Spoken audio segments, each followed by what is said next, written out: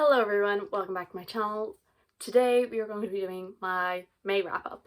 So this one should actually make some sense. When I started my booktube channel last year, I just decided to wing it when it came to wrap ups, and then towards the end of last year I actually started to write reviews down, and then I stopped that again because I got lazy.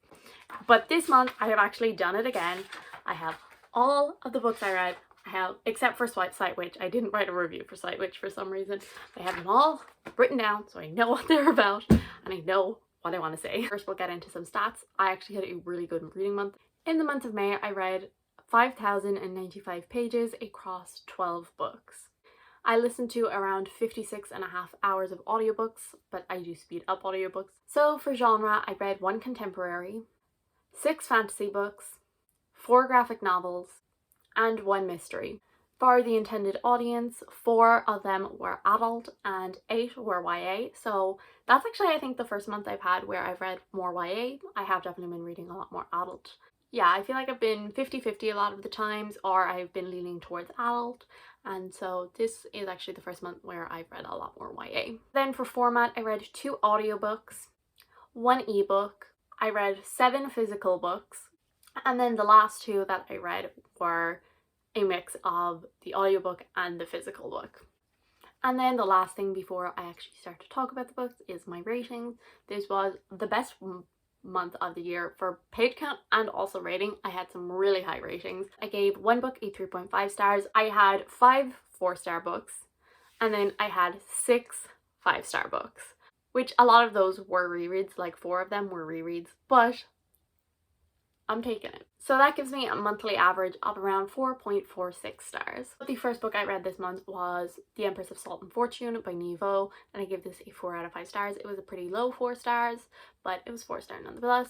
So this follows a cleric called Chi as they listen to Rabbit, who was a handmaiden to the Empress of Salt and Fortune, and Rabbit kind of is just recounting this story of how she became to be this really famous empress and all of that. It's kind of difficult to talk about this one because, like, while I was reading it, even then I didn't fully understand it, but I was kind of just like vibing with it. So this was a beautifully written story, and it is very unlike anything I have ever read before. It was very magical and it was very like fairy tale-esque. The characters were pretty well developed for a novella, but I still wish there was more because none of them really like jumped out at me and were like super memorable or anything like that. But for a novella, because you know you only have a certain number of pages, I think it was a pretty solid job. Even as I was reading it, I kept zoning in and out, and as time has passed, I mean it's been a whole month since I've read this, the details are pretty foggy.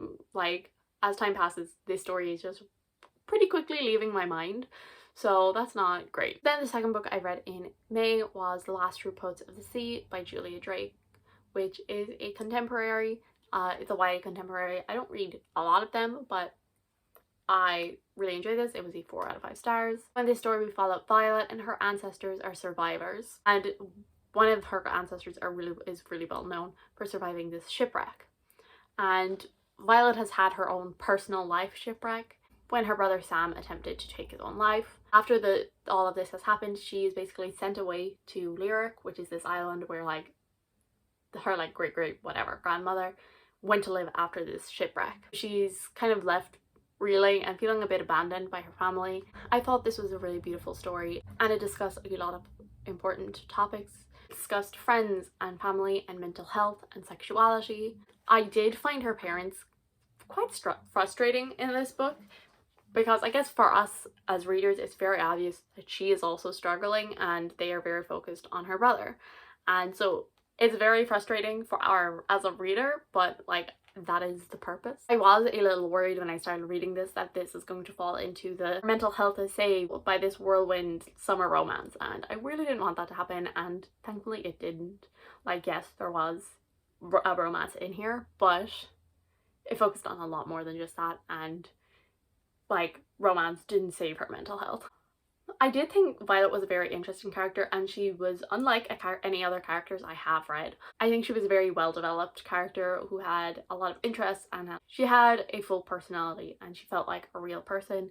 My main problem with this was there were some parts of the writing style that I just didn't like. I wasn't the biggest fan of it. And then my other problem was I wish that there was a small bit more resolution. The book, I feel like, ends pretty abruptly, and like, yes, it ends on like a hopeful note of like things will get better. I wish we had seen, even if it was just like an epilogue of things being better. The third book I read this month was The Devil's Thief by Lisa Maxwell. That is so hard to say. And I also gave this a 4 out of 5 stars. So I read The Last Magician in April, I think, and I give it a 5 out of 5 stars. It was my first 5 out of 5 of the year, and so I was a little let down by the sequel, but I still really enjoyed it. So this is obviously the sequel to The Last Magician, and we continue on Esta's adventure, and in this world there are different affinities to magic, and hers has to do with time, and she can time travel, and she goes back to the early 1900s to try and steal this magical book to help save her future. Overall, I did enjoy this book and where the story is going, but I didn't love it, and I felt like it definitely dragged at points. It definitely felt like it had a bit of like middle book syndrome, where it was a lot of setup, and I think that's why it was dragging so much, because it was just all building up, and then we got a small bit of action at the end, but it's mostly, oh, what will happen in the next book. And I am definitely going to continue the series. I mean, it's still a 4 out of 5 stars. I enjoyed being with the characters. In book 1, I was very drawn to Esta as a character. I found she was a very fun and unique character, but this book, she got on my nerves. She really started to annoy me, and that definitely brought my enjoyment down, because I had loved her in the previous books, but this time I was kind of annoyed by her. And I did enjoy Hart's character more than I did in the first book, but I still didn't enjoy his story as much. Like, Hart and Esta were together in this book, and they had their own kind of plot line, and I just wasn't very drawn to it. Like, I was okay with it. I didn't hate it or anything, but it was kind of just okay for me. But I really loved the side character stories. There were so many different like side plots with all of these side characters, and those were the bits I wanted to get back to every single time. I just wanted to get back to those characters because I found that they were doing a lot more interesting stuff than Esta and Hart were. I did enjoy it, but a bit of a letdown. Book number 4 that I read in May is going to be The Kingdom of Copper by S.A. Chakraborty, and I gave this a 5 out of 5 stars. I loved it. So The City of Brass was a 4 out of 5 stars to me. I did really enjoy it, but I couldn't really get into it a lot, and I had to put on the audiobook to like really get into it, and I listened to the audiobook and read along for this one, and that is the way to read this. I fell in love with this. It's just genius. So this is the sequel to The City of Brass, and in it, it has been 5 years since Nari, who was just a simple con woman on the streets of Cairo, was swept away to Daevabad and learned about magic and Jin, and she has spent kind of the last 5 years studying and learning about the politics and the people of this new place that she's in, and trying to learn how to survive in it. So this was an incredible sequel.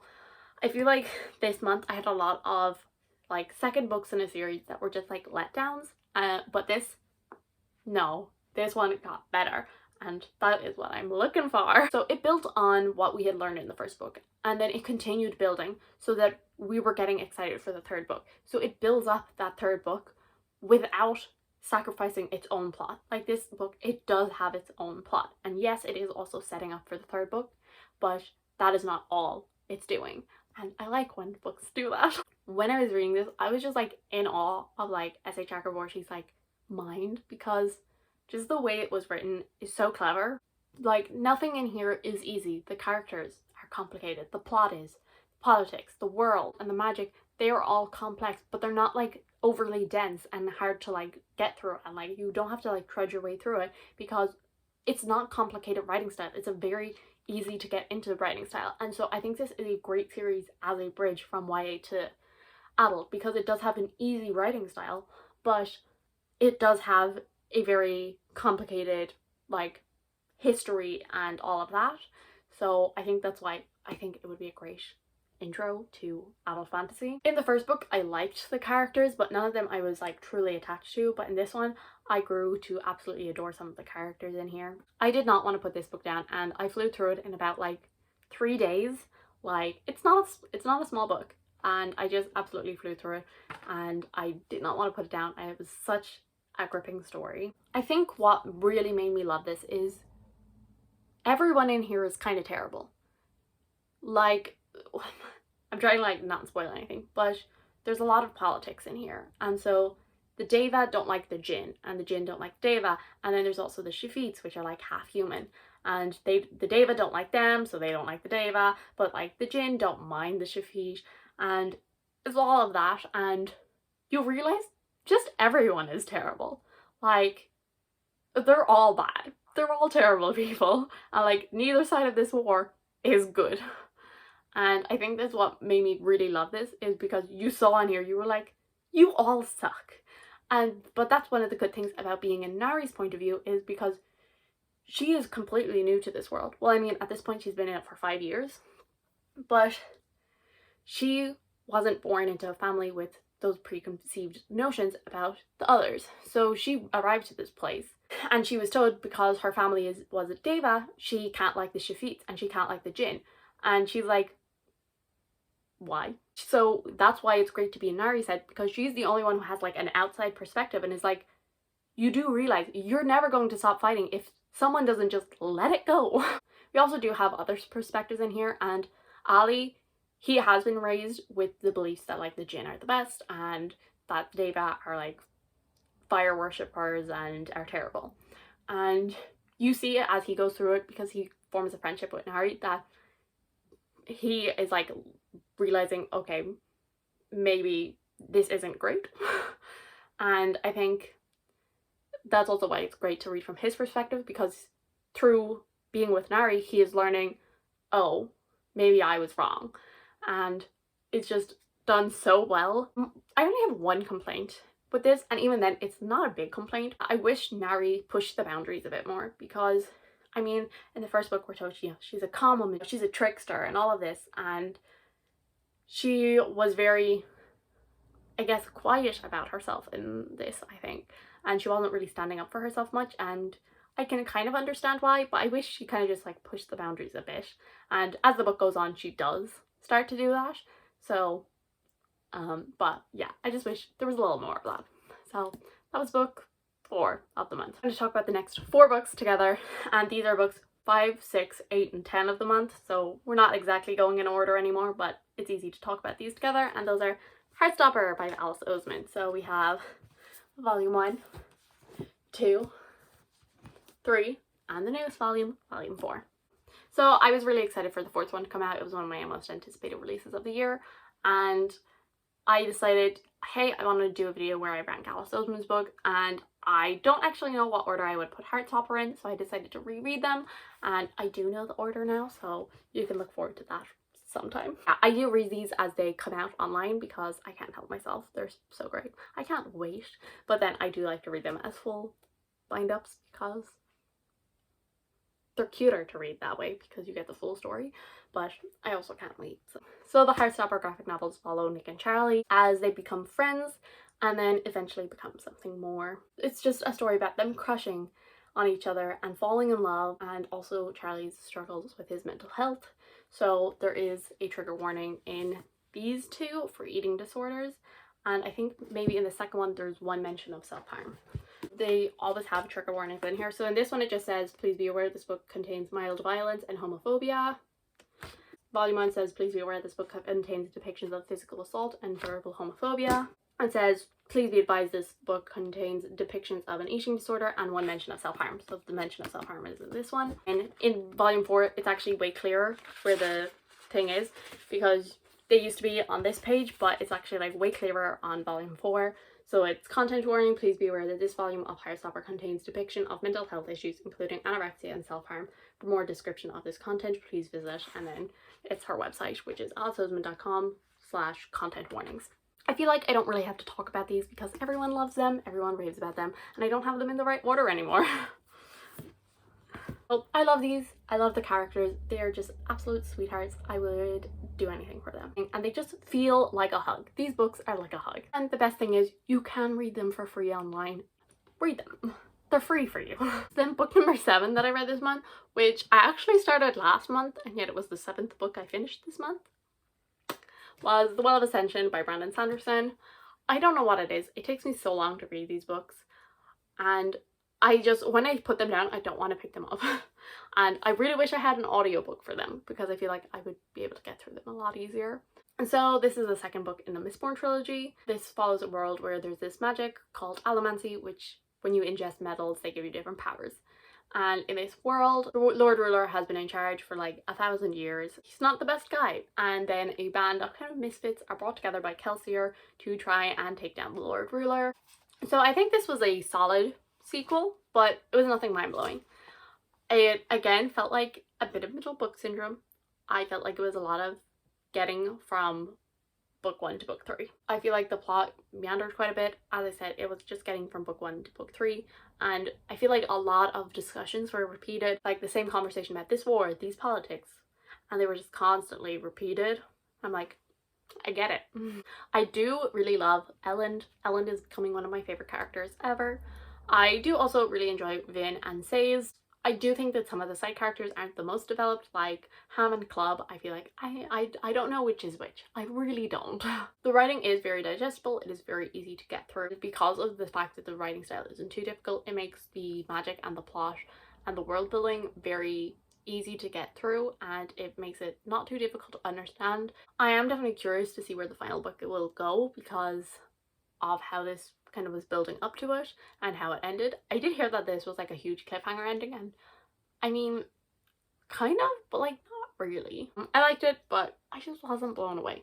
And book number 9 is the one book that I haven't written notes about, and I'm not going to talk long about it because when I start talking about these, I then talk for 10 minutes and have to edit it down to try and make sense of myself. So I'm not going to talk long about it, but that is Sightwitch by Susan Dennard. I love this series so much, and I'm not going to talk about it forever because I already talked about it so much. But also I love it and you should read it, please. Anyway, so this is a novella. It is vital that you read this. Read this. If you are reading The Witchland, read this before Blood Witch. Please. Please. Please. And so Sightwitch is the 2.5 novella. It is technically set before Truth Witch, but you'll really have to read this after Truth Witch because you'd be lost. But so yes, this follows a side character that we meet in the first book called River, and we find out like where she came from, and we just find out her backstory, and also we see some other characters. And also in here is flashbacks to like however many years before. I actually tabbed this book. I never tab books. I've tabbed one book, which was The Invisible Life of Addie LaRue, and I also now tabbed Sightwitch. And for a very small book, there's a lot of tabs in here because important information. I mean, some of them weren't really that important, but, and then I have 2 blue tabs, which are like vitally important information that I think I need to come back to because I did not pick up on it the first time, and I think it could help me a lot. I gave this a 5 out of 5 stars. I didn't tell you that. When I first read the series, like the order of how much I liked it was the order of release. So like I liked Truth Witch the least, then Wind Witch, and then Sight Witch was my favorite, and then Blood Witch was my favorite. But this time I would actually say I like Wind Witch slightly more than Sight Witch, but I still really enjoyed Sight Witch. I think Sight Witch can be very confusing. I guess when you're reading it for the first time, you don't realize the importance of some things. Basically, don't panic if you were confused. The important things will come back. So then book number 11 that I read this month was The Project by Courtney Summers, and I gave this a 3.5 out of 5 stars. So I couldn't give it a 3, and I also couldn't give it a 4. It came out as a 3 on CAWPILE, but I couldn't give it a 3. It wasn't a 3. So this story, we follow Lo, whose parents died in a car accident, and then her sister joined the Unity Project. Lo knows that there is more to this group than meets the eye, but she has failed to prove it. And then this man starts claiming that the group killed his son, and Lo sees this as an opportunity to expose the group for what they really are, and to also reunite with her sister. But as Lo delves deeper into this world, she starts to question everything she was taught. And so I did find this to be quite a compelling book, and it was very interesting. Characters aren't very likable, but they're not supposed to be. They are very complicated characters, and they can be very frustrating at times, but they feel like people. And I actually really enjoyed the fact that we actually got 2 perspectives. We got Bee's and we got Lo's perspectives, and they're kind of both different timelines. Like one's like 2013 and one is like 2018, I think. There was definitely an unsettling atmosphere throughout the book where you kind of just like, you felt like things weren't right. And you could like, it kind of like you couldn't explain it, but things just like it wasn't right. But I wouldn't think of this as like a heart-stopping page turning thriller. Like that's not what it is. It is a lot slower than that, I guess, and it is a lot more kind of just like creepy, I guess, but like it's still not like horror. It's just like unsettling. I did think it was a pretty good novel, but my main issue, and that's like what brought it down from a 4, it was definitely going to be a 4, was Lo becoming involved in the Unity project. I felt like it happened way too easily. Like it happened so quickly, but I expected it to be like a slow kind of descent into it, where she's like starts questioning things that they're saying, and then starts to like believe it and stuff. But it was just like 1 minute she was like fully against it, and the next she was like, okay, I believe you. I'm like, and then we have one more book to talk about, and that is The Poppy War by R.F. Kuang. I give this a 4 out of 5 stars. In this story, we follow Rin, who is an orphaned peasant girl, but when her foster parents arrange a marriage for her, she does not want this at all. And so she begins to desperately study for this exam called the Keiju, I think, which is a test that people take across the empire to try and get into different kind of universities and stuff. And Rin surprises everyone by getting into Sangard, which is a military academy, and it is free of costs, so she's able to go. But her troubles only start to get worse from there, as war is on the horizon. So this was so close to a 5-star. Like it was really nearly there, but it was just missing something. Part 1 and 2 in this were like 5 stars, and then part 3 was like a low 4. Overall, it was a very unique story, and it was unlike anything else I've ever read. I did really like the characters, especially some of the side characters that I really loved, and I found that they were all really complicated and they were all really developed. Rin is such a frustrating character to read from. Like, she is like, sometimes you want to just like smack her, but also you understand why she is the way she is because of her upbringing. And she is definitely kind of a morally great character because she has this ambition and this like thirst for power, and she does some very questionable things in this, but you also understand why she does these things because of the way she was raised. I really enjoyed the world building and the plot, and there was also like this really tense atmosphere that kept building throughout the book. I would like to say Rin let out a breath she didn't know she was holding in this book. It was pretty early in it, but I feel like, isn't that just like a rite of passage? Like every author has to do it once.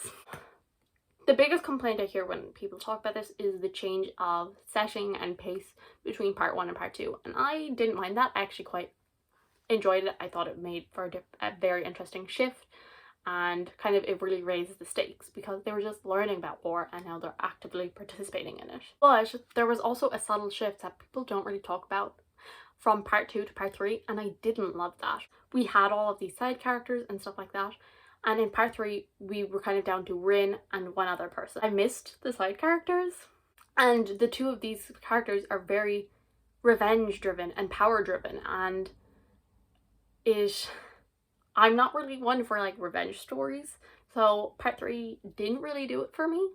But overall, I did really enjoy it. I do recommend it, and I wouldn't recommend the audiobook though, because I started reading this physically, and then I decided to put on the audiobook for a little bit while I was doing stuff, and I did not like it. I read about 50 pages of the audiobook, and then I was like, no, I'll just read it physically. So yeah, I wouldn't recommend the audiobook. That is all of the books that I read. That is 12 whole books. And I also started The Hero of Ages by Brandon Sanderson, but I have not finished it, so no review for you. So that is all. Thank you guys so much for watching. I do hope you enjoyed. If you did, subscribe. I will see you all in the next one. Bye!